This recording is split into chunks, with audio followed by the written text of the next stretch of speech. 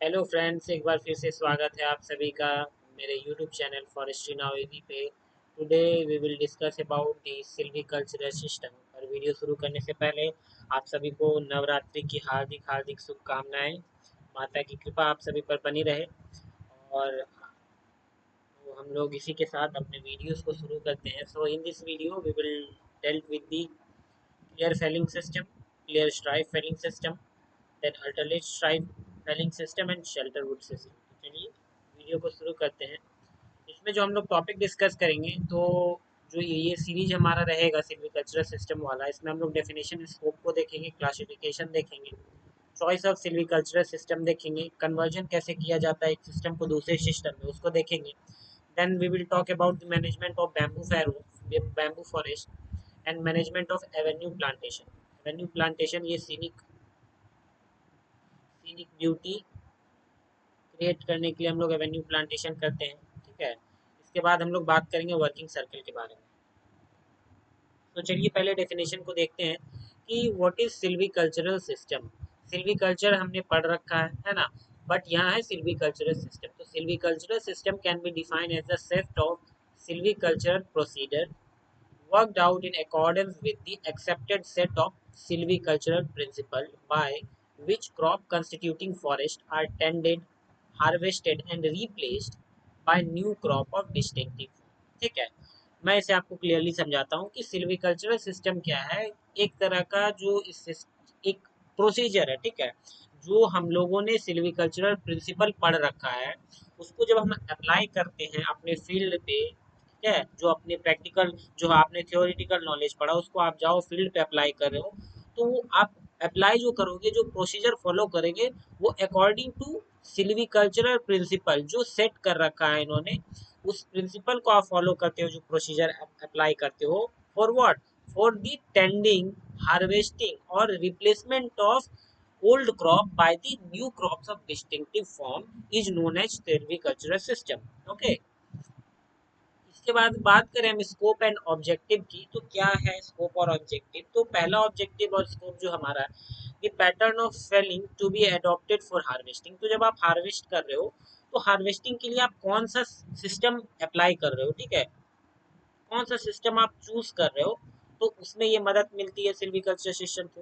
Then है आपका the method of regeneration to be adopted. Regeneration के लिए कौन सा मेथड आप अडॉप्ट कर रहे हो, ठीक है, इधर आप नेचुरली रीजनरेट करना चाह रहे हो, तो उसमें आप कौन सा सिल्वीकल्चर सिस्टम को चूज कर रहे हो, है ना।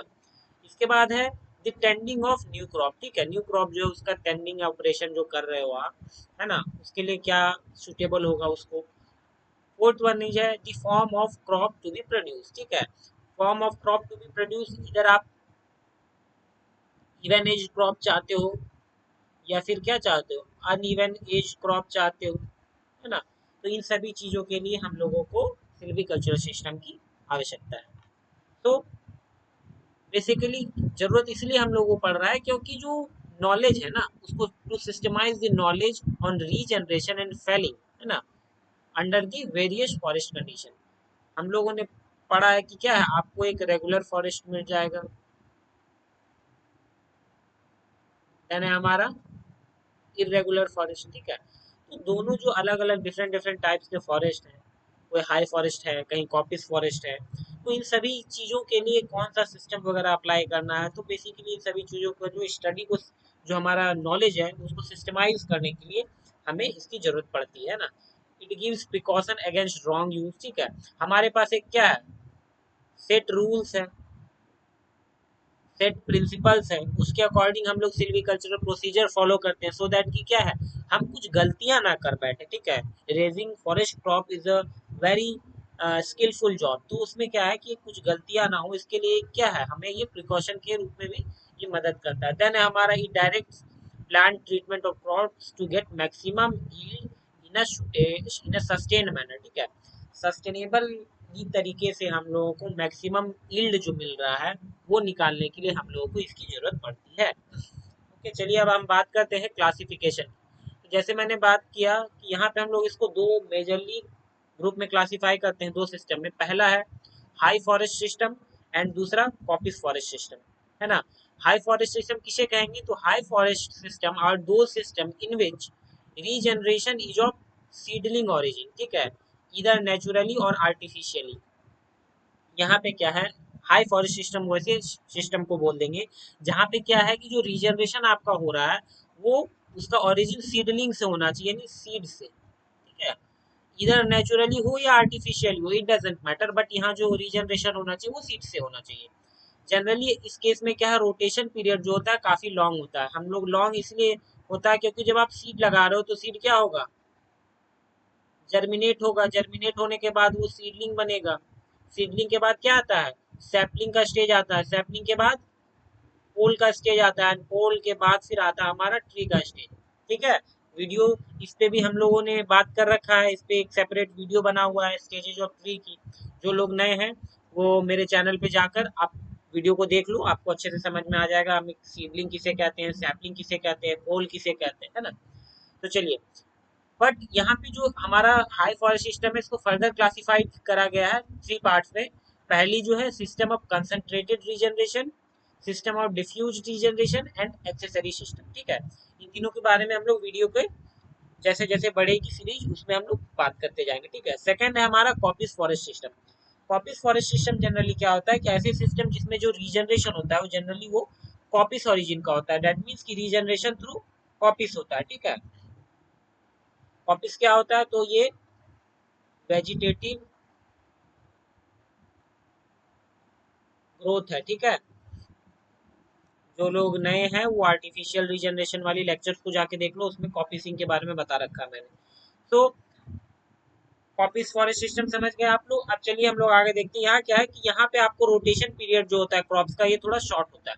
रोटेशन पीरियड क्या होता है, तो रोटेशन पीरियड क्या होता है कि जब आप सीड्स को लगा रहे हो, ठीक है, हार्वेस्ट कर रहे हो, सॉरी हार्वेस्ट में बोल रहा हूँ, सीड को आप लगा रहे हो, सो कर रहे हो, ठीक है, उस टाइम से लेके जब आप हार्वेस्ट कर रहे हो, ठीक है, फसल को काट रहे हो, तो इस बीच का जो टाइम पीरियड है ना, इस बीच का जो टाइम पीरियड है इसी को हम लोग क्या बोलते हैं, इसी को हम लोग बोलते हैं रोटेशन, ठीक है, समझ में आ गया। चलिए, अब देखिए यहाँ मैंने एक चार्ट बना रखा है, ये काफी इंपॉर्टेंट है, ये आप लोग वीडियो को पॉज करो और इसकी स्क्रीनशॉट ले लो, ठीक है, नोट डाउन कर लो। ये देखिए ये हमारा सिल्वीकल्चर सिस्टम, ये देखो ये है हमारा सिल्वी, अरे यार ये क्या हो गया, हाँ, ये सिल्वीकल्चर सिस्टम हो गया हमारा। ये क्लासिफाई कैसे हो रखा है, दो पार्ट में, एक कॉपीज फॉरेस्ट सिस्टम, एक high forest system. High forest system that means कि यहाँ पे आपको जो रीजनरेशन है वो सीडलिंग ओरिजिन की मिलेगी, और यहाँ जो रीजनरेशन है किसकी मिलेगी, कॉपीज ओरिजिन की मिलेगी, ठीक है। अब देखिए high forest system further divided तीन पार्ट में, concentrated regeneration, diffuse regeneration and accessory system, ठीक है। यहाँ पे फर्दर कंसंट्रेटेड रीजनरेशन दो पार्ट में डिवाइडेड है, clear felling system and shelterwood system, that again divided into three part and this is into seven parts, diffuse system into two, accessory system into again three part, and this copy system into again seven parts, ठीक है। तो इन सभी systems के बारे में हम अपनी silviculture system की जो लेक्चर्स है ना, ये चूंकि हमारा पार्ट वन है, क्योंकि एक ही वीडियोस में इन सारे सिस्टम को कवर अप करना काफी लेंदी हो जाएगा, तो हम इसको पार्ट वाइज पार्ट देखेंगे। तो चलिए एक एक करके देखते हैं। अभी हम शुरू करेंगे क्लियर फेलिंग सिस्टम, ये जो हमारी क्लियर फेलिंग सिस्टम है इसको हम देखेंगे, ठीक है। देखिए क्लियर फेलिंग सिस्टम क्या है, तो it is a silvicultural system in which equal और equi productive area of mature crop are successively clear field in single operation. ये देखिए यहाँ नोट डाउन कीजिए, clear field in single operation, ठीक है। हम लोग क्लियर फेलिंग सिस्टम पढ़ चुके हैं, ठीक है। मैं आपको लिंक दे दूंगा डिस्क्रिप्शन में, उस वीडियो में मैंने क्लियर फेलिंग सिस्टम को बता रखा है, वहां आप जाओ समझो। वहाँ क्लियर फेलिंग सिस्टम ऐसे सिस्टम को हम लोग बोलते हैं जो जनरली क्या होता है कि जो हम लोग हार्वेस्टिंग करते हैं ना वो एक सिंगल ऑपरेशन में सारे के सारे ट्रीज को फेल डाउन कर देते हैं। तो वैसा सिल्वीकल्चरल सिस्टम जिसमें सिंगल ऑपरेशन में आप सारे ट्रीज को क्या कर रहे हो, काट दे रहे हो, तो उसको हम लोग क्लियर फेलिंग सिस्टम बोलेंगे। इसमें कॉन्सेप्ट क्या होता है फेलिंग का कि जैसे मान के चलो ये हमारा एरिया है और इसकी एरिया मान लो ये है ना, या से फॉर एग्जांपल आप इसको मान लो कि 25 हेक्टेयर एरिया है, ठीक है। और यहाँ पे क्या है कि यहाँ पे आपको दे रखा है रोटेशन, यहाँ है the total area of the forest is A and the rotation for this forest is R years. Rotation मैंने आपको बताया ना, रोटेशन आर ईयर्स यहाँ दे रखा है, मान के चलो ना 5 ईयर्स ले लो, ठीक है, मैं बात समझाने के लिए बता रहा हूँ। रोटेशन क्या होता है मैंने समझाया अभी आप लोगों को, कि जब कोई ट्रीज को हम लोग लगा रहे हैं, ठीक है, उससे हार्वेस्टिंग के बीच का जो टाइम पीरियड होता है ना, इसको हम लोग रोटेशन बोलते हैं। तो मान के चलो अगर यूकेलिप्टस लगाया तो उसके रोटेशन पीरियड क्या होगा, 10 ईयर्स हो जाएगा, है ना। उसी तरह हर एक ट्री स्पीसीज की रोटेशन पीरियड अलग अलग होती है, ठीक है। या मान के चलो आप हार्वेस्ट कर रहे हो यूकलिप्टस ही, आप ये चाह रहे हो कि इसको 10 साल में नहीं हार्वेस्ट करके आप इसको 5 ईयर्स में हार्वेस्ट कर रहे हो, ठीक है। तो हार्वेस्टिंग पीरियड क्या है यहाँ पे लिमिटेड हो गया। आप जैसे आज लगा रहे हो 2024 में लगा रहे हो, तो आपको हार्वेस्ट करना 5 साल बाद, यानी कि आप कब हार्वेस्ट करोगे, आप 2029 में हार्वेस्ट कर रहे हो, 5 साल का गैप है। तो ये जो पीरियड होता है इसको हम लोग रोटेशन पीरियड बोलते हैं, ठीक है, जिसमें आप क्या करो, ट्रीज को काटते रहो। तो वैसे ही अगर मान के पास चलो आपके पास 25 हेक्टेयर एरिया एंड 5 ईयर्स आपके पास क्या है, रोटेशन पीरियड है, तो जो आप फेलिंग करोगे ना, हर एक साल कितना कितना एरिया वो फेल करोगे, उसको निकालने के लिए आपकी फॉर्मूला है A/R, ठीक है। जैसे कि आप 5 ईयर्स तक इसमें क्या कर रहे हो, रोटेशन पीरियड क्रॉप की आपकी 5 ईयर्स है, ठीक है। तो आप हर साल जो फेलिंग करोगे एरिया को, वो क्या करोगे, आप इसका 5 हेक्टेयर सेल करोगे। फॉर्मूला क्या है आपका, A/R, एरिया हमारा कितना है 25 और रोटेशन पीरियड 5, तो ये कितना हो जाएगा 5 हेक्टेयर, 5 हो गया आपका, 5 हेक्टेयर एरिया आप ईयरली सेल करोगे। तो ये है यहाँ पे कॉन्सेप्ट ऑफ सेलिंग, ठीक है, समझ में आया आप लोगों को। अब देखिए मेथड ऑफ रीजनरेशन यहाँ क्या रहेगा। तो मेथड ऑफ रीजनरेशन की अगर बात करें हम लोग क्लियर सेलिंग सिस्टम में, तो जनरली क्लियर सेलिंग सिस्टम में हम लोग आर्टिफिशियल रीजनरेशन को यूज करते हैं मोस्टली, ठीक है। इसका रीजन क्या है कि पहला रीजन तो क्या है कि ये श्योरेस्ट एंड क्विकेस्ट होता है, ठीक है, बहुत जल्दी आप यहाँ पे क्रॉप वगैरह को सेल करो, और रीजनरेशन जो होता है वो जल्दी हो जाता है। नेचुरल रीजनरेशन जो है वो थोड़ा स्लो प्रोसेस है, और यहाँ पे क्या है कि जल्दी होता है। इसीलिए जल्दी होता है क्योंकि जब आप क्लियर सेलिंग कर रहे हो ना, क्लियर सेलिंग करने से क्या होता है, हमारा जो सॉइल है वो फुल्ली एक्सपोज हो जाता है। तो सो दैट की सॉइल डिटोरिएशन ना हो, उसके लिए हम लोग क्या करते हैं, आर्टिफिशियल रीजनरेशन को चूज करते हैं, सो दैट की क्या है, वो जल्दी रीजनरेशन वहां हो, ठीक है। इसके अलावा फायदा क्या है कि आप यहाँ क्या करो, इंट्रोडक्शन ऑफ एक्सोटिक स्पीसीज भी कर सकते हो, ठीक है। नई नई एक्सोटिक स्पीसीज को भी आप क्या कर सकते हो, यहाँ पे इंट्रोड्यूस कर सकते हो।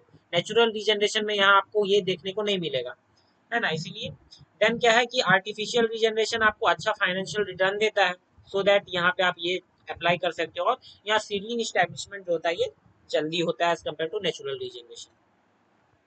अब बात करें मेथड ऑफ आर्टिफिशियल रीजनरेशन की, आर्टिफिशियल रीजनरेशन को कौन कौन से मेथड से किया जाता है, तो देखिए इसमें कुछ मेथड्स हैं। पहली क्या है कि एक डिपार्टमेंटल प्लांटेशन। डिपार्टमेंटल प्लांटेशन में आप फॉरेस्ट डिपार्टमेंट जो है हमारी, है ना, फॉरेस्ट डिपार्टमेंट के जो हमारे हेड होते हैं, जो डिविजनल हेड होते हैं, DFOs, ठीक है, इनके अंडर में, इनकी गाइडेंस में क्या है, प्लांटेशन वगैरह चलाई जाती है ना।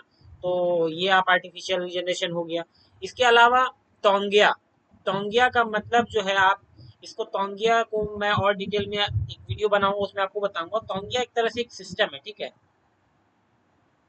तोंगिया एक सिस्टम है, इसमें क्या किया जाता है कि आप जो जो रीजनरेशन वगैरह है, जो हमारा फॉरेस्ट क्रॉप कल्टीवेशन है ना, जो क्रॉप कल्टीवेशन है हमारी फॉरेस्ट की, इसको क्या करेंगे कि इधर आप डिपार्टमेंटल थ्रू करवा सकते हो रीजनरेशन, ठीक है।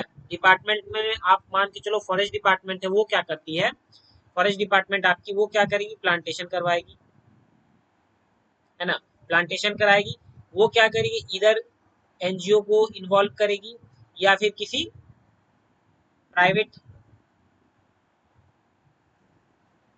कंपनीज को इन्वॉल्व करेगी, और जो देख रेख होगा वो डिपार्टमेंट के अंदर रहेगा, डिपार्टमेंट के ऑफिशियल्स इसको देख रेख करेंगे, और काम जो है वो NGOs वगैरह और प्राइवेट कंपनी वहां करेगी। तो ये होता है आपका डिपार्टमेंटल तोंगिया में, ठीक है। लीज तोंगिया में क्या होता है कि जो एक लैंड है ना, उसको लीज पे दे दिया जाता है कि ये लीजिए, और आप यहाँ पे क्या कीजिए, इसको आप इस पे फॉरेस्ट क्रॉप्स लगाइए, है ना। तो ये लीज तोंगिया हो गया। देन होता है विलेज टोंगिया, जो कि विलेज टोंगिया जो है ये इन तीनों में काफी ज्यादा सक्सेसफुल है। इसमें क्या होता है कि इसमें हम लोग क्या करते हैं कि विलेजर्स के मदद से हम क्या करते हैं, जो फॉरेस्ट है ना, ये मान के चलिए आपका फॉरेस्ट है, तो फॉरेस्ट में जो रहने वाले लोग हैं उनके मदद से हम लोग क्या करते हैं, फॉरेस्ट क्रॉप्स को भी ग्रो करवाते हैं, उसकी केयर होता है ना। और साथ ही साथ जो यहाँ विलेजर्स है वो भी क्या करते हैं, अपना एग्रीकल्चर क्रॉप्स वगैरह लगाते हैं। तो क्या हो गया, यहाँ दोनों काम हो गया, जो विलेजर्स हैं उनको भी एक रोजगार मिल गया, और जो हमारा फॉरेस्ट क्रॉप्स है वो भी प्रोटेक्टेड रह गया, आर्टिफिशियल रिजनरेशन भी हो गया। तो ये तीनों टाइप्स हैं टोंगिया के, ठीक है। नेचुरल रीजनरेशन की अगर हम बात करें, तो नेचुरल रीजनरेशन में आपको ये देखने को मिलेगा कि यहाँ रीजनरेशन कैसे होगा क्लियर फेलिंग में, यहाँ पे थ्रू सीड्स होगा। से फॉर एग्जांपल आपका ये एक एरिया है, ठीक है, और यहाँ पे जब ट्रीज वगैरह है, यहाँ हम क्लियर फेलिंग तब तक नहीं करेंगे जब तक कि इन ट्रीज में जो सीड्स हैं, है ना, इन ट्रीज में जो सीड्स हैं ये क्या हो, राइप ना हो जाए, ठीक है। जब ये पक जाएंगे सीड, तब हम क्या करेंगे, हार्वेस्टिंग करेंगे। उससे क्या होगा, जो सीड है वो क्या होगा, हमारे लैंड पे गिर जाएगा, जमीन पे गिरेगा, और जब जमीन पे गिरेगा तो क्या है, फिर से रीजनरेट होगा नेचुरली। यहाँ आर्टिफिशियल आपको कोई भी अप्लाई प्रोसेस करने की जरूरत नहीं है। देन दूसरा प्रोसेस क्या है कि सीड्स रिसीव्ड फ्रॉम आउटसाइड। मान के चलिए आपने जो है एरिया को क्लियर सेल कर दिया, बट क्या है, मान के चलो आसपास भी और सारे वेजिटेशन है, ठीक है, ये मान के चलो और नियर बाय सराउंडिंग में वेजिटेशन है, ठीक है आपका, और ये एरिया हमने क्लियर सेल कर दिया। अब क्या है, थ्रू एयर और through animal like bat, birds, है ना, एनिमल्स हो गया आपका एयर के थ्रू, ये क्या है, जब ये सीड्स वगैरह डिस्पर्स होके इस लैंड में आएंगे, हमारे एरिया में आएंगे, यहाँ पे फिर रीजनरेशन होगा। तो ये दो टाइप्स है, या तो आप रीजनरेशन फ्रॉम स्टोर्ड सीड्स, और या फिर सीड्स रिसीव्ड फ्रॉम आउटसाइड, ठीक है। अब चलिए हम बात करते हैं क्लियर फेलिंग सिस्टम की एडवांटेजेस और डिसएडवांटेजेस की। यहाँ पे क्या है कि ये सबसे ज्यादा सिंपल सिस्टम है, आपको कुछ करना नहीं, एक बार में क्लियर सेलिंग कर देनी है। उसके बाद अगर आर्टिफिशियल रीजनरेशन होना है तो आर्टिफिशियल रीजनरेशन होगी, है ना, डिपार्टमेंटल टोंगिया है, या फिर लीज टोंगिया है, विलेज टोंगिया है। अगर नेचुरल रीजनरेशन होना है तो वो क्या है, सीड्स वगैरह जो पके हुए उससे हो जाएगा, या नहीं तो आउटसाइड से आके, ये सिंपल है। रीजनरेशन इज एज, ठीक है, रीजनरेशन आपको आराम से हो जाएगा, कोई दिक्कत नहीं होता है। Establishment period is shorter than the other methods. हम अदर मेथड जो देखेंगे उसके कंपैरिजन में यहाँ जो रोटेशन पीरियड होता है ना, एस्टेब्लिशमेंट पीरियड, सॉरी, यहाँ ये एस्टेब्लिशमेंट पीरियड जो होता है, यहाँ पे सीडलिंग एस्टेब्लिशमेंट पीरियड जो होता है ये काफी कम होता है। देन आपका it facilitate the opening of grazing sooner. यहाँ क्या है कि जैसे मान के चलो ये हमारा एरिया है, ठीक है, तो जब इस एरिया में रीजनरेशन हो रही है, ठीक है, रीजनरेशन होनी है, तो आप क्या करोगे, इस एरिया को प्रोटेक्ट करोगे। अब जब प्रोटेक्ट करोगे तो वहाँ के जो लोकल ट्राइब्स वगैरह हैं, लोकल लोग हैं, तो वो क्या है कि वो तो फॉरेस्ट पे डिपेंडेंट रहते हैं, जानवर लोग को चराते हैं। तो वो क्या करेंगे कि अगर मान के चलो ज्यादा देर तक अगर आप उस एरिया को ब्लॉक करके रखते हो, तो कहीं ना कहीं वहां पे फिर ग्रेजिंग राइट्स वगैरह की इशू रेज होने लगती है ना। तो ये एक समस्या हो सकती है। But in case of clear felling system हमें ये देखने को मिलता है कि जो रोटे जो ग्रेजिंग है ना, रोटेशन पीरियड जो है यहाँ पे क्या है, स्टैब्लिशमेंट पीरियड क्या है, कम है। जब कम रहेगा तो क्या है, आप जल्दी से जल्दी क्या उस एरिया को क्या कर सकते हो, ग्रेजिंग के लिए फिर खोल सकते हो। एक बार आपका सीडलिंग स्टैब्लिश हो गया, अच्छा खासा डेवलप हो गया, तो खोल सकते हो। देन है आपका rate rate of growth is faster, ठीक है, जो प्लांट्स वगैरह आप लगाए हो, आर्टिफिशियल रीजनरेशन जो यहाँ कर रहे हो, तो क्या है, ग्रोथ फास्टर होता है, ठीक है, as compare to natural regeneration. Then क्या है, यील्ड जो ऑब्टेन्ड होगा वो भी हायर होगा, क्योंकि आर्टिफिशियल रीजनरेशन हम लोग कर रहे हैं, है ना, तो यील्ड आपको ज्यादा मिलेगा। मोस्टली क्लियर फेलिंग जो सिस्टम होता है, यहाँ मैंने आपको बताया ना, मोस्टली जो है वो आर्टिफिशियल रीजनरेशन यूज होता है।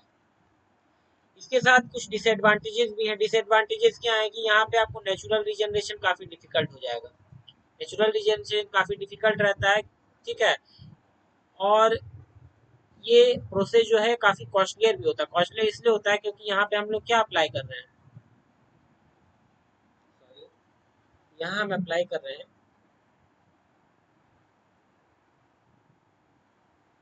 आर्टिफिशियल रीजनरेशन, हम लोग अप्लाई कर रहे हैं। तो आर्टिफिशियल रीजनरेशन जो है वो कॉस्टली पड़ता है हम लोगों को नेचुरल रीजनरेशन के कंपैरिजन में। देन है protection of regeneration is too difficult and costly, ठीक है। अब आपको रीजनरेशन के लिए प्रोटेक्ट करना, मैंने आपको बताया ना, ग्रेजिंग वगैरह जो है, तो कुछ समय के लिए मिनिमम आपको 2-3 ईयर्स क्या है, 2-3 ईयर्स आपको क्या करना कि जब तक सीडलिंग आपका स्टेबलाइज नहीं हो जाता, रीजनरेशन प्रॉपर्ली डेवलप नहीं हो जाता, आपको क्या करो, उस एरिया को आपको क्या करना, बंद करके रखना पड़ता है। Then protection against grazing is difficult one, ठीक है। आपको ये ध्यान रखना है कि ग्रेजिंग वगैरह ना हो। ग्रेजिंग होगा क्या होगा, आपका रीजनरेशन जो रहा उससे पहले वो क्या होगा, खत्म हो जाएगा। Weed problem is higher as soil is export. अब यहाँ हम लोग क्या कर रहे हैं, क्लियर फेलिंग कर रहे हैं। क्लियर फेलिंग कर रहे हैं तो एक बार में आप सारे एरिया को क्या करो, फेल कर रहे हो, तो सॉइल क्या है, एक्सपोज हो जाता है। वीड प्रॉब्लम आपको देखने को मिलेगा, सॉइल डिटोरिएशन का चांसेस बढ़ जाता है ड्यू टू मोर एक्सपोजर, ठीक है। अब चलिए जो है ये हमारी क्लियर सेलिंग सिस्टम का ही पार्ट है, क्लियर स्ट्राइक सेलिंग सिस्टम, ठीक है। देखिए मैं आपको प्रीवियसली दिखा रहा हूँ ये जो हम लोग सिस्टम बाकी, देखिए क्लियर सेलिंग सिस्टम में 3 पार्ट है ना, एक क्लियर सेलिंग सिस्टम खुद, दूसरा clear stripe system and alternate stripe system. हमने क्लियर सेलिंग सिस्टम देखी, अब हम देखेंगे क्लियर स्ट्राइप सिस्टम, ठीक है। अब क्लियर स्ट्राइप सिस्टम देखेंगे, ये हमारा बी है, ठीक है। तो ये क्या है, डेफिनेशन देखिए, it is silvicultural system in which felling is done in the form of stripes, ठीक है, which progressively which progress successfully in one direction across the area, usually against the wind direction। यहाँ पे देखिए इसका कहने का मतलब क्या है, ये देखिए ये स्ट्राइप्स है, ठीक है। ये मान के चलिए हमारा पूरा एरिया है और ये क्या स्ट्राइप्स में डिवाइडेड है, ठीक है। स्ट्राइप्स में ना, ये देखिए स्ट्राइप्स 1, स्ट्राइप्स 2, 3 ऐसे करके 9 तक है ना। यहाँ पे जो आप फेलिंग करोगे इसको आप क्या करोगे, जो विंड के डायरेक्शन है ना, जैसे देखो आप विंड का डायरेक्शन इस डायरेक्शन में, तो आप स्ट्राइक को फेल कैसे करोगे, आप उसके अगेंस्ट करोगे। पहले ए की फेलिंग होगी, देन बी की, then third one, then fourth one, इसके अगेंस्ट आपको फेलिंग करना है, ठीक है। यही मैं समझाना चाह रहा था। It is also referred as progressive clear felling strike system और प्रोग्रेसिव स्ट्राइक सिस्टम, ठीक है। तो ऑब्जेक्टिव्स के लिए इसको आप रिमेम्बर कर लेना, ये पूछा जा सकता है। देन एप्लीकेबल, एप्लीकेबल कहाँ है, clear stripe system generally applicable होता है generally in case with Pinus केसिया, ठीक है। पाइनस की स्पीसीज इसके, इसमें आपको ये जनरली जो है देखा जाएगा, जब भी पाइनस केसिया को ग्रो करना होता है, कल्टीवेशन करनी रहती है, तो जनरली लोग जो है इसको क्लियर स्ट्राइप सिस्टम में प्रेफर करते हैं। ऑब्जेक्टिव क्या है क्लियर स्ट्राइप सिस्टम का, so to regenerate the area naturally by seeds from adjoining area, ठीक है। यहाँ पे ऑब्जेक्टिव हमारा क्या हो जाएगा, नेचुरली ग्रो करना है, ठीक है। नेचुरल रीजनरेशन यहाँ आपको देखने को मिलेगा ना। To protect the young crop against the wind, snow, insect and fungal attack, ठीक है। अब यहाँ क्या है, क्लियर स्ट्राइप, यहाँ स्ट्राइप स्ट्राइप में हम लोग काट क्या कर रहे हैं, ट्री को फेल कर रहे हैं, बट ट्री को हम लोग ऐसा नहीं है, जो पूरा एरिया हम ऐसा नहीं कर रहे हैं कि ये सभी को एक साथ क्या कर रहे हैं, सिंगल ऑपरेशन में नहीं फेल कर रहे हैं, ठीक है।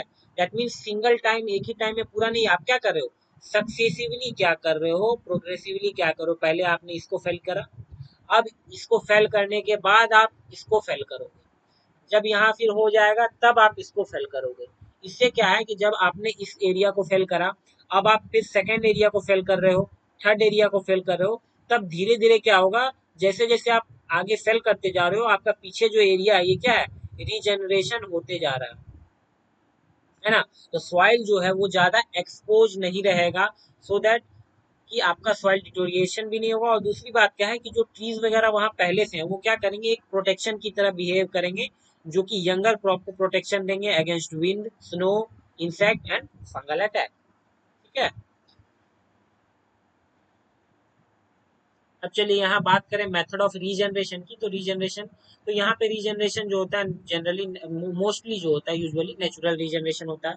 आर्टिफिशियल रीजनरेशन भी होता है, जहाँ जरूरत पड़ती है तो हम वहाँ करते हैं, बट मोस्टली नेचुरल रीजनरेशन से काम बन जाता है ना। यहाँ पे जो क्रॉप्स आपको ऑब्टेन होगी वो इवन एज नेचर की होगी, ठीक है। इवन एज दैट मीन्स की क्या है, सेम एज, ठीक है, सेम एज ग्रुप की आपको क्रॉप मिलेगी। एडवांटेजेस की आप बात करो इस सिस्टम में, तो एडवांटेजेस की बात कीजिए तो यहाँ there is a possibilities of natural regeneration through seeds received from adjacent strand. ये देखिए आपने क्या करा, ये जो है ये एरिया को पूरा आपने क्या करा, इसको आपने फेल कर दिया, ठीक है।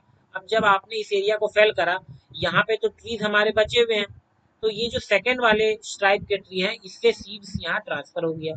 थर्ड से भी हो सकता है, फोर्थ से भी हो सकता है, फिफ्थ से भी हो सकता है। तो क्या है, जो रीजनरेशन होना है ये क्या हो जाएगा, नेचुरली, नेचुरली रीजनरेशन यहाँ पॉसिबल हो जाता है, ठीक है। देन क्या है, young regeneration get protection from matured stem retain from adjacent side. अब देखिए ये कैसे होगा, ये देखिए यहाँ पे मान के चलो ये एरिया, मैं स्ट्राइप 6 में आ रहा हूँ, ठीक है। यहाँ पे अभी क्रॉप जो है नए नए ये यंग क्रॉप्स अभी ग्रो कर रहे हैं, ठीक है। और आपने क्या करा कि जब आप फेल कर दिए हो और यहाँ पे ट्रीज वगैरह जो है आपके बचे हुए हैं, ठीक है, इन एरिया को आपने फेल नहीं करा है, ठीक है, इसको आपने फेल कर दिया है, इसको भी फेल कर दिया है, बट आप जब इस एरिया को फेल करने के बाद इसको फेल कर रहे हो तो यहाँ क्या है कि रीजनरेशन जो है धीरे धीरे होने लगा। तो ये जो न्यू क्रॉप्स जनरेट हो रहे हैं, अभी क्या है, जो विंड की डायरेक्शन है, हार्मफुल जो इफेक्ट हो गए, इधर विंड आ रही है, ठीक है, या मान के चलो आपका स्नो विंड है, ठीक है, तो ये क्या है कि ये इसको प्रोटेक्ट करेंगे, प्रोटेक्शन की तरह काम करेंगे, आपके जो यहाँ ट्रीज वगैरह है ना, ये एक बैरियर की तरह काम करेंगे, ये डायरेक्ट इसको हार्मफुल इफेक्ट नहीं पहुंचा पाएगा, ठीक है। देन क्या है, weed problem is somewhat lesser. यहाँ पे क्या है, आप पूरे एरिया को एक बार में एक्सपोज नहीं कर रहे हो, तो सो दैट क्या है, यहाँ पे आपका लैंड जो है वो लैंड डिग्रेड भी नहीं होगा और आपको वीड प्रॉब्लम भी देखने को नहीं मिलेगा ना। Soil is getting protected from the adverse agents. Disadvantages भी हैं इसके कुछ, तो क्या क्या है, तो पहला, protection of regeneration is too difficult and costly. क्यों भाई, क्योंकि यहाँ पे क्या है, आपको ये देखना है कि थोड़ा जो आप स्ट्राइक सेलिंग कर रहे हो तो यहाँ पे क्या है, जो मेंटेनेंस है, मेंटेनेंस जो है प्रॉपरली आपको करना होगा। आप ऐसा नहीं है कि एक फेलिंग में आपको नहीं है, यहाँ पे आपको क्या है, मल्टी मल्टीपल फेलिंग्स करनी है ना। तो आपको क्या है, उस हिसाब से आपको जो लेबर कॉस्ट है, लेबर कॉस्ट भी बढ़ जाएगा। क्लियर फेलिंग में क्या होता था कि एक ही बार में आप सारे के सारे कटवा दे रहे हो, बट यहाँ क्या मल्टीपल फेलिंग, तो बार बार आपको लेबर की जरूरत पड़ेगी, तो यहाँ थोड़ा डिफिकल्ट भी हो जाता है और कॉस्टली भी पड़ जाता है। इसके बाद क्या है दूसरा, fire occurs from unfelled stripe may cause damage to stabilised regeneration. अगर मान के चलो स्ट्राइप, मैंने यहाँ जो है एग्जाम्पल हमने स्ट्राइप ए है, स्ट्राइप बी है, स्ट्राइप सी है, मान के चलिए ये स्ट्राइप में अभी रीजनरेशन हो रहा है, ठीक है, अभी यंग क्रॉप्स वगैरह, और मान के चलिए क्या है, जो आपका स्ट्राइप है यहाँ पे आग लग गई, तो ये क्या है, ये क्या करेगा, ये खुद तो स्ट्राइप बर्बाद होगा ही, ये इसके साथ साथ जो न्यूली रीजनरेटेड क्रॉप है उसको भी क्या करता है, वो हम डैमेज कर देगा। Then weeding problem is higher as soil is export. तो ये जो है ये सभी में आपको कॉमन मिलेगा, क्योंकि हम लोग अभी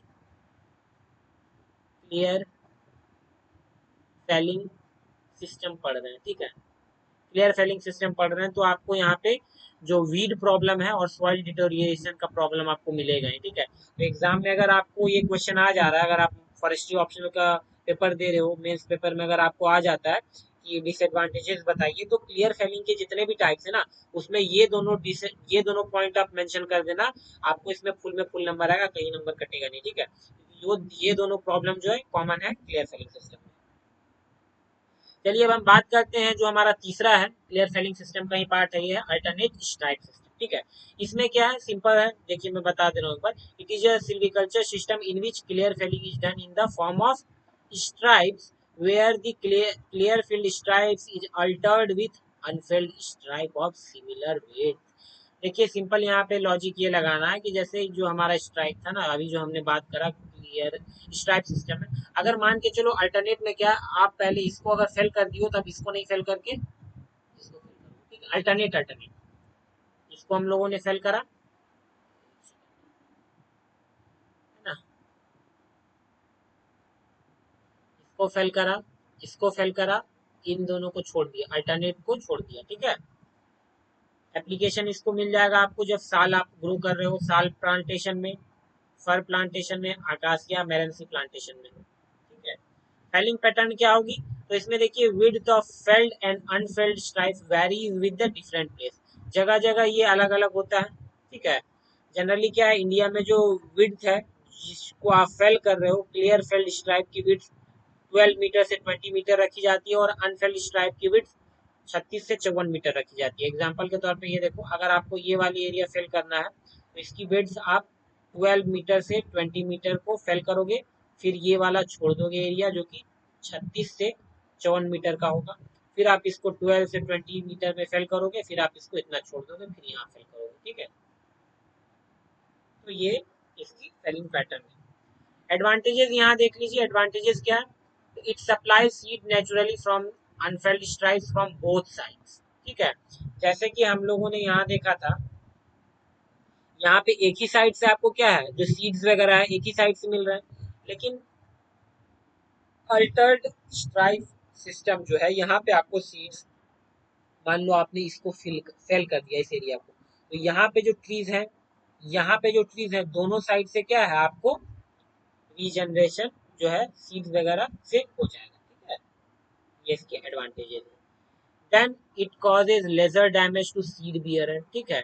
इसके बाद है it protect the seedling from frost, cold winds and other adverse effect, ठीक है, क्योंकि हम लोग क्या कर रहे हैं, पूरे को नहीं काट रहे हैं, चीज रिटेन है।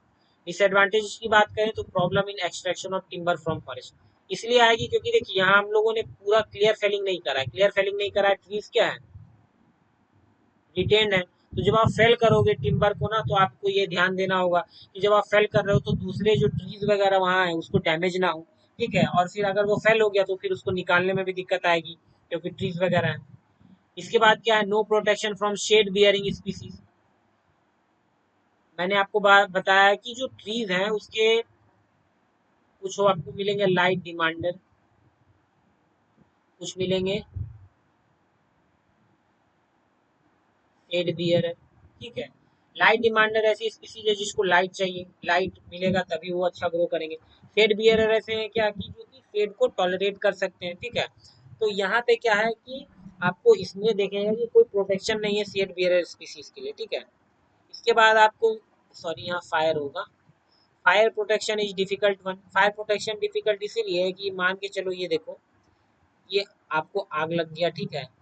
तो ये क्या होगा कि यहाँ पे भी आपका क्या है, फॉरेस्ट है, यहाँ पे भी फॉरेस्ट है, तो यहाँ पे आपको आग को क्या करना है, आपको अगर आग को बंद करना है तो आपको उसके लिए आने में ही बहुत ज़्यादा प्रॉब्लम होगा, इधर से भी आने में दिक्कत है, ठीक है, इधर से भी एंटर करने में दिक्कत है, क्यों, क्योंकि देखिए कि चारों तरफ से आपको फॉरेस्ट है और बीच में आपका एरिया है, ठीक है, इधर भी फॉरेस्ट है इधर भी फॉरेस्ट है, और यहाँ आग लग गया अगर, तो फिर उसको आपको क्या करना है, बंद करने के लिए काफ़ी जद्दोजहद करनी पड़ती है, तो इसीलिए वो डिफिकल्ट हो जाता है। तो ये देखिए हमने अभी ये 3 सिस्टम को डिटेल में डिस्कस कर लिया है। देखिए क्लियर सेलिंग सिस्टम जो हमारा पूरा का पूरा कंप्लीट हो गया, क्लियर सेलिंग सिस्टम देख लिया, क्लियर स्ट्राइप देख लिया एंड अल्टरनेटिव स्ट्राइप सिस्टम देख लिया, ठीक है। अब हम इसमें एक जो है ये हम लोग दी यूनिफॉर्म सिस्टम को एक देख लेते हैं, और बाकी की ये सारे सिस्टम को हम अगले वीडियो में देखेंगे, ठीक है। चलिए द यूनिफॉर्म सिस्टम देख लेते हैं हम लोग, शेल्टर वुड की सिस्टम जो है ना।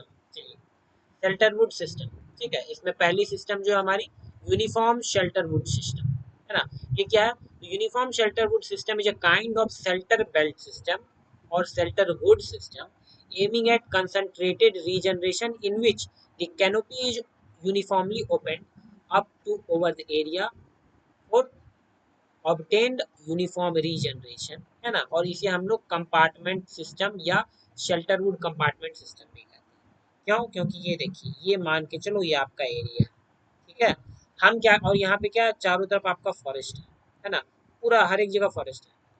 आप क्या कर रहे हो, आप क्या कर रहे हो कि जो सिल्वीकल्चरल प्रिंसिपल आप उसको क्या अप्लाई करना, जो हार्वेस्टिंग आप करना चाह रहे हो वो क्या कर रहे हो कि आप इसको ना ही क्लियर सेल कर रहे हो, ना अल्टरनेट स्ट्राइप क्लियर सेलिंग कर रहे हो, ना फिर स्ट्राइप सेलिंग कर रहे हो। आप क्या कर रहे हो कि आप क्या कर रहे हो इसमें, आप क्या करो कि कंपार्टमेंट वाइज सेल करो। मान लो ये एरिया आप इसको डिवाइड कर दिया, एक कंपार्टमेंट हो गया, दो कंपार्टमेंट हो गया, ये मान लो तीसरा कंपार्टमेंट, और ये चौथा आपने बांट दिया कि ये कंपार्टमेंट ए है, बी है, सी है, डी है। अब आप क्या करोगे, आप सबसे पहले फेल करोगे ये कंपार्टमेंट, ये है ना। आपने डिसाइड किया कि हाँ भैया अब मैं सबसे पहले इसको फिल करूँ, ठीक है। तो इस तरह के सिस्टम को हम लोग बोलते हैं शेल्टर वुड सिस्टम, है ना। उसमें भी क्या है, शेल्टर वुड में भी ये सिस्टम कौन सा सिस्टम कहलाएगा, यूनिफॉर्म शेल्टर वुड। ये पूरा यूनिफॉर्मली आप इस एरिया को क्या कर रहे हो, फेल डाउन कर दे रहे हो, ठीक है। ऑब्जेक्टिव क्या है, to supply the seeds naturally. यहाँ पे देखिए पूरा एरिया फेल तो हुआ नहीं, यहाँ पे जो बचे हुए स्टैंड्स हैं टिम्बर के, वो इसको रीजनरेशन में मदद करेंगे। Then objective to provide shelter against adverse climatic conditions. तो यहाँ पे क्या है कि आपको क्लाइमेटिक कंडीशन जो है, एडवर्स क्लाइमेटिक कंडीशन है, उससे प्रोटेक्शन मिल जाएगा आपको यूनिफॉर्म शेल्टर वुड सिस्टम में, ठीक है। देन है to regulate the light condition inside the forest, और फॉरेस्ट के अंदर लाइट कंडीशन भी होते रहे, ठीक है। मैं देखिए एक बार फिर से मैं आपको बता दूं, यहाँ पे ये ऐसा ये भी हो सकता है, आप इसको ऐसे भी कर सकते हो कि मान के चलो ये एरिया है, ठीक है। यहाँ पे जो है ट्रीज वगैरह है शेल्टर वुड सिस्टम में, इसको बेसिकली ऐसे समझो कि क्या करा आपने, आप फेलिंग कर रहे हो तो आप क्या कर रहे हो कि यहाँ से कुछ एरिया फेल करा, यहाँ से यहाँ से यहाँ से यहाँ से यहाँ से यहाँ से यहाँ से, और कुछ ट्रीज को क्या है आपने रहने दिया एज ए फॉर्म ऑफ क्या, शेल्टर। सो दैट क्या है कि वो क्या करें, सीड भी प्रोवाइड करवा दे नेचुरली, हार्मफुल इफेक्ट जो है क्लाइमेटिक कंडीशन का उससे भी बचा दें, और क्या है कि लाइट भी प्रॉपरली आए। आपने जो क्या किया, ये जो आपने कैनोपी को मैनिपुलेट किया कि ये सब एरिया को आपने फेल कर दिया, रीजनरेट जो फेल किया है, फेलिंग किया, तो अब क्या है जो नए क्रॉप्स वगैरह उसको क्या है सनलाइट प्रॉपरली पड़ेगा, ठीक है। तो इसकी ये फायदे हैं। एप्लीकेबल क्या है, तो देखिए ये एप्लीकेबल है, आपको चीर में मिलेगा, देवदार में मिलेगा, केल में मिलेगा, ये सभी के सभी लाइट डिमांडर स्पीसीज हैं, इसको आप नोट डाउन कीजिए। ये तीनों के तीनों लाइट डिमांडिंग स्पीसीज हैं, ठीक है। अब बात करते हैं फेलिंग पैटर्न की। तो फेलिंग आपको कैसे करनी है, इसको हम लोगों को तीन पार्ट्स में फेलिंग करना है जब भी आप फेलिंग करोगे। पहला फेलिंग जो है इसको बोलते हैं सीडलिंग फेलिंग, दूसरी फेलिंग को सेकेंडरी फेलिंग, और तीसरी फेलिंग को फाइनल फेलिंग, ठीक है। यहाँ मैं आपको पिक्चर्स के माध्यम से समझाता हूँ, ठीक है। थोड़ा कॉम्प्लेक्स है बट मैं इसे आपको इजी वे में समझाने की कोशिश करता हूँ। देखो यहाँ पे आप मान लो कि आपके पास एक एरिया है, ठीक है। ये आपके पास एरिया है, ठीक है, और यहाँ पे बहुत सारे ट्रीज वगैरह हैं, ठीक है। बता रहा हूँ ये आपके देखिए ट्रीज वगैरह, ठीक है। अब आपको क्या करना है कि इस एरिया को आपको क्लियर फेलिंग बोल रहा हूँ मैं, आपको क्या करना है इसमें अप्लाई करना है क्या, शेल्टर वुड सिस्टम अप्लाई करना है। उसमें भी कौन सा सिस्टम, यूनिफॉर्म। यूनिफॉर्म मीन्स क्या है कि समान रूप से, होमोजीनियस। तो आप क्या करोगे, पहली फेलिंग जो होगी, पहली फेलिंग इसको हम लोग बोलेंगे सीडलिंग फेलिंग। सीडलिंग फेलिंग इसीलिए क्योंकि देखो जब यहाँ पे जो काफी ज्यादा डेंस वेजिटेशन है, ये भी मैं ट्रीज बना रहा हूँ, ये जो मैं लाइन खींच रहा हूँ ना इसको भी आप ट्रीज समझो। अब देखो यहाँ पे क्या है कि जो एरिया हमारा ये काफी ज्यादा कंजेस्टेड है, तो सीडलिंग फेलिंग में हम क्या करते हैं कि जो मैच्योर ट्री है उसके सीड्स वगैरह जो फेल होंगे, गिरेंगे, तो जो सीडलिंग्स जो है, जो जर्मिनेशन प्रोसेस है, वो अच्छे से हो सके उसके लिए हम लोग स्पेस क्रिएट करेंगे, ठीक है। तो हम क्या करेंगे कि जो ट्रीज है हमारा, इसको कुछ कुछ को फेल करेंगे, इसको हमने फेल किया, फेल करा, फेल करा, फेल करा, ठीक है। अब देखिए अब क्या हुआ, जो सीड्स हैं वो यहाँ पे आ गए, है ना, सीड्स वगैरह हो गए। अब सीड्स वगैरह होने के बाद क्या हो, ये सीडलिंग फेलिंग इसलिए किया जाता है क्योंकि सीडलिंग का जो है ग्रोथ हो सके, इसलिए ये फेलिंग किया जाता है, इसलिए इसको बोला जाता है सीडलिंग फेलिंग, ठीक है। First step in Selterwood system, it refers to opening up of the canopy of a mature stand to provide condition for securing regeneration from seeds, ठीक है। मैंने आपको बताया ना कि कंजेस्टेड इतना रहेगा तो जो रीजनरेशन है सीड से कैसे होगा, जब वो नीचे फेल होगा तो उसके लिए स्पेस क्रिएट करते हैं, तो इस फेलिंग को हम लोग बोलते हैं सीडलिंग फेलिंग। समझ में आ गया। अब है सेकेंडरी फेलिंग। सेकेंडरी फेलिंग क्या है, secondary felling is carried out between seedling felling and the final felling. Secondary felling कब करते हैं, वो हम लोग सीडलिंग फेलिंग और फाइनल फेलिंग के बीच वाला जो फेलिंग होता है उसको हम लोग सेकेंडरी फेलिंग बोलते हैं। इसको क्यों किया जाता है, so in order to gradually remove the shelter and to admit more light to regenerating crop. ठीक है, यहाँ पे अब दूसरी फेलिंग हम क्या करेंगे कि अब देखो जब ये क्रॉप बड़ा हो रहा है, ठीक है, तो अब हम क्या करते हैं, इसको लाइट वगैरह मिले तो हम क्या करते हैं, कुछ ट्रीज को और मैच्योर ट्रीज जो है उसको हटा देते हैं। ठीक है, मान लो यहाँ से इसको हटा दिया, यहाँ से इसको हटा दिया, यहाँ से इसको हटा दिया, है ना, सो दैट कि हमारा क्रॉप्स है जो रीजनरेशन हो रहा है वो क्या हो, अच्छा से रीजनरेट हो जाए। ठीक है ना, इसको हम लोग सेकेंडरी फेलिंग बोलेंगे।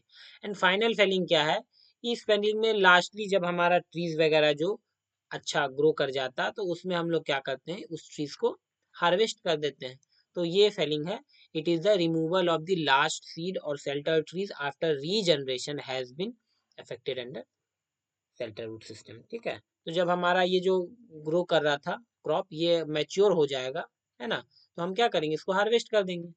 सिमिलरली ये प्रोसेस कंटिन्यू चलते रहता है। ठीक है, तो इस वीडियोस में हमने बात करी जो है हमारे सिल्वीकल्चरल सिस्टम के बारे में। ठीक है, सिल्वीकल्चरल सिस्टम में हमने कुछ सिस्टम्स को देखा।